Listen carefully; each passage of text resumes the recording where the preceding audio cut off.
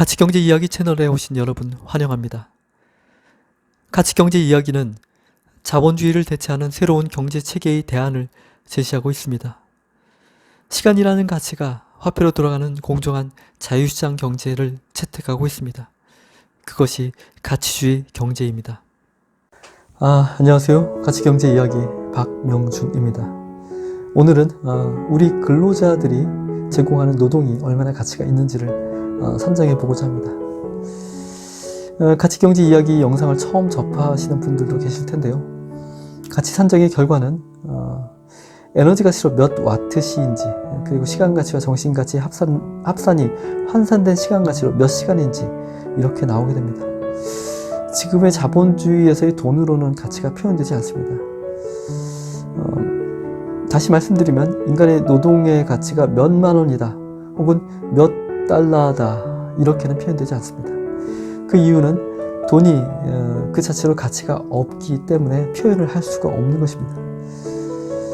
이 부분이 이해가 되지 않으신다면 이전에 올린 영상들을 시청하시면 됩니다.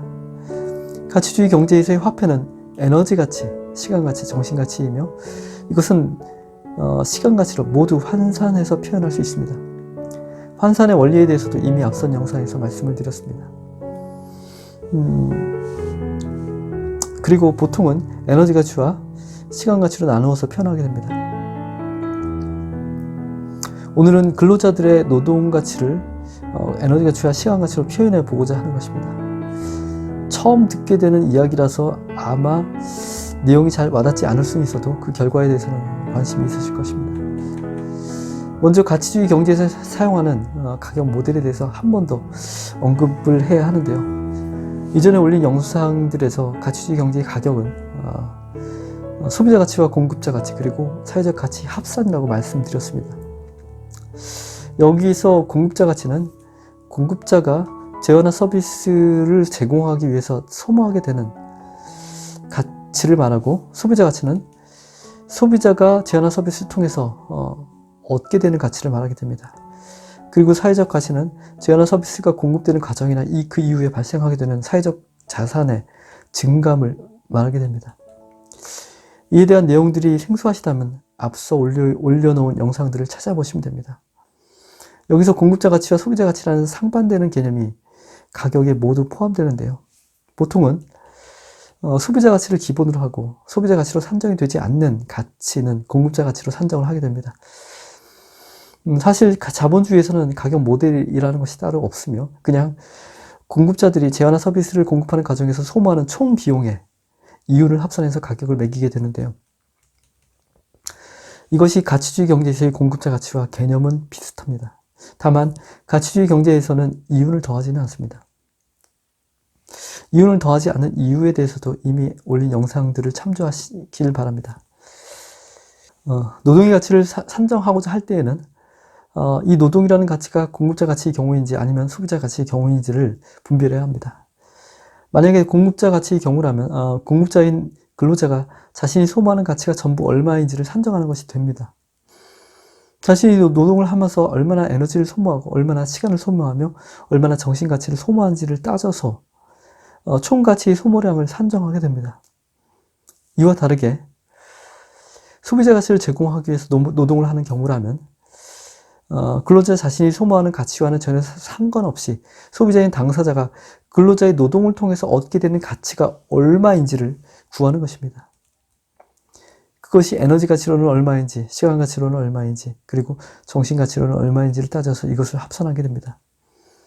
따라서 근로자들의 노동 가치를 산정하고자 할 때에는 어떠한 공급의 경우인지를 반드시 분별해서 그 가치를 산정해야 합니다. 여기까지는 잘 따라오고 계시죠? 이미 앞선 영상들에서 모두 설명드린 내용이지만 차근차근 보신 분들이 아니라면 어려우실 수도 있습니다. 하지만 조금만 생각을 하신다면 결코 어려운 내용이 아니고 매우 단순하며 당연한 내용이라는 것을 알 수 있습니다. 오늘은 공급자 가치로서의 노동의 가치를 산정해 보겠습니다. 이제부터 인간 노동에 대한 공급자 가치로서의 가치 산정을 시작해 보겠습니다. 굳이 인간이라는 말을 노동 앞에 붙인 이유는 요즘은 로봇이나 기계의 노동도 있기 때문입니다. 인간의 노동은 오랫동안 인류 문명을 발전시키는 데 매우 큰 역할을 해왔다고 말할 수 있습니다. 지금도 그러한 역할을 담당하고 있고 앞으로도 여전히 그러할 것입니다. 다만 문명의 발전에 따라서 육체적인 노동의 역할은 줄어들게 되고 반면에 정신적인 노동의 역할은 더욱 중요해지고 있습니다. 인간의 노동이나 수고에 대한 가치 산정은 우리들 개인의 삶에 대한 객관적인 평가와 인정의 과정이라고 말할 수 있습니다. 따라서 노동에 대한 가치 산정은 다른 어떠한 항목보다도 훨씬 더 중요합니다.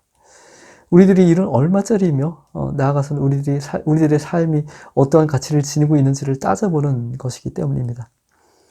이것은 앞서 말씀드린 대로 인간이 하는 노동이나 수고가 가치인자인 에너지 가치와 시간 가치 그리고 정신 가치로 어떻게 표현되는지를 알아보고자 하는 것입니다. 여기에 공급자로서의 노동의 가치는 노동 공급자 개인의 특별한 기술이나 재능에 의해서 창출되는 높은 수준의 재화나 서비스에 대한 가치 산정을 의미하지는 않습니다. 인간의 노동이나 수고로 제공하게 되는 공급자 가치는 근로자들이 투입하는 에너지 가치와 시간 가치와 그리고 소모되는 정신 가치 합으로 표현됩니다. 노동이나 수고의 강도나 구분에 따라서 소모하는 에너지가 다르고 시간의 소모도 달라지며 정신적인 스트레스도 달라지기 때문에 이것을 종합해서 노동의 공급자로서 인간에게 제공하는 가치를 산정할 수 있습니다. 먼저 노동으로 투입되는 에너지에 대한 가치가 얼마인지는 인간의 노동을 단순히 기계적 에너지로 환산해서 산정할 수 있습니다. 즉, 인간의 육체적인 노동을 인간이 아닌 로봇이나 기계로 대체했을 때 그 로봇이나 기계가 소모하는 전기 에너지를 인간이 투입하는 에너지로 보는 것입니다. 로봇이나 기계가 사용하는 전기 에너지가 곧 인간이 노동을 통해서 투입하는 육체적인 에너지라고 보는 것입니다. 문명과 시대에 따라서 기계나 로봇이 존재하지 않을 수도 있고 혹은 그 기술의 수준이 높지 않아서 인간의 노동을 대체하지 못할 수도 있습니다. 그런 경우에는 인간의 노동에 대한 에너지 가치가 매우 높다고 볼 수 있습니다. 그리고 로봇이나 기계가 소모 전력을 투입해야 하는 에너지를 산출하지 못할 수도 있습니다. 하지만 지금은 기계나 로봇이 인간의 노동보다 더 나은 에너지 가치를 제공하는 경우도 많이 있으며 점점 더 인간의 노동이 기계나 로봇으로 대체되고 있는 추세입니다. 따라서 시대에 맞게 그리고 로봇이나 기계의 발달 수준에 맞게 인간의 노동의 에너지에 대한 가치를 기계의 전기적 에너지 소모로 환산해서 그 가치를 산정하면 됩니다. 만약 인간의 노동을 대체할 로봇이나 기계가 현재 존재하지 않고 그것이 단지 기술적인 어려움 때문이 아니라 로봇이나 기계를 만들기에는 수지 타산이 맞지 않는 경우를 생각해 보겠습니다. 이러한 노동에 대해서는 인간의 노동 활동을 부분적으로 나누어서 각각의 작업을 할 수 있는 로봇이나 기계를 만든다고 보는 것입니다. 그리고 이 로봇이나 기계들에 의해서 소모되는 전기 에너지의 총량을 예측하고 합산해서 인간의 육체적 노동에 대한 에너지 가치를 산정하게 됩니다. 로봇이나 기계로 도저히 대체할 수 없는 인간의 노동에 대한 에너지 가치 산정은 그러한 에너지 가치를 제공하는 공급자가 임의적으로 공급자 가치를 제시하면 됩니다. 시장의 원리에서 공급자가 제공하는 노동의 에너지 가치가 필요하다면 이를 지불하고자 하는 소비자가 분명히 있을 것이고 과도하다면 해당 공급자의 노동 가치는 선택되지 않을 것입니다. 문명이 발달할수록 인간의 노동 에너지는 기계나 로봇으로 대체되어 갈 수밖에 없습니다. 그리고 노동이나 기계의 기술 수준도 점점 더 발달할 것이기 때문에 인간이 제공하는 육체적인 에너지는 점점 더 하락하게 될 것입니다. 인간의 노동이 제공하는 가치 중에는 시간이라는 가치가 있습니다. 이것도 공급자 가치에 해당합니다. 시간 가치는 노동이나 수고에 소모되는 시간에 대한 가치를 나타내는 것이고 만약 로봇이나 기계라면 이에 대한 가치를 부여하거나 따질 필요는 없습니다. 로봇이나 기계는 시간을 필요로 하지 않기 때문이죠. 인간의 노동에 의해 소모되는 시간 가치는 보통 그 노동이나 수고에 투입되는 시간을 그대로 보면 됩니다. 10시간을 투입한다면 10시간의 가치를 인정하는 것이고 100시간을 투입한다면 노동이나 근로의 공급자에게 100시간의 시간 할애를, 가치 할애를 인정해야 하는 것입니다. 이 말은 노동의 구매자가 노동의 공급자에게 그만큼의 시간 가치를 지불해야 한다는 뜻이 됩니다. 이때 노동이나 근로의 현장에서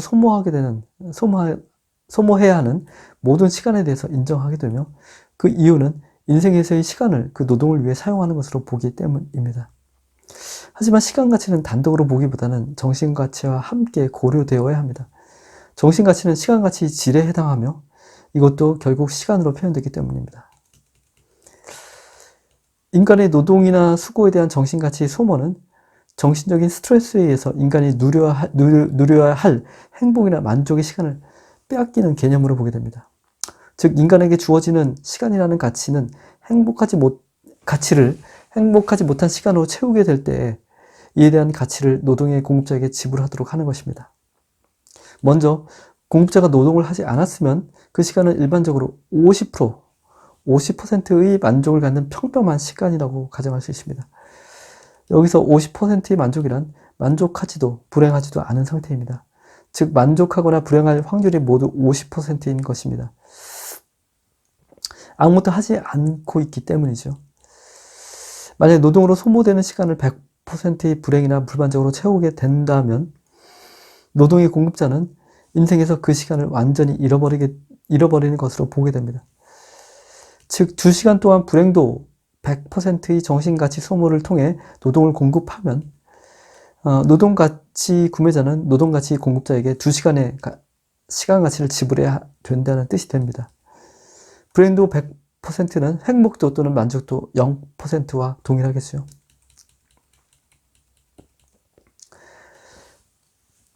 이 시간을 100% 불행으로 채우게 된다고 했을 때, 즉 0%의 만족으로 채우게 되었을 때를 생각해 보겠습니다. 이것은 50%의 만족도를 갖는 일반 시간 가치를 그대로 잃어버리게 되는 가치 손실에 해당되는 것입니다.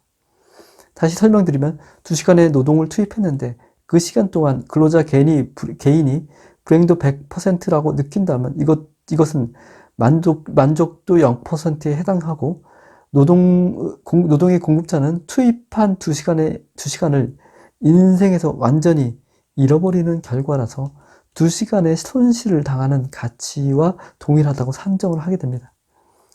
이때 노동의 구매자는 시간 가치와 정신 가치의 대가로 노동의 공급자에게 2시간의 가치를 지불해야 하는 것입니다.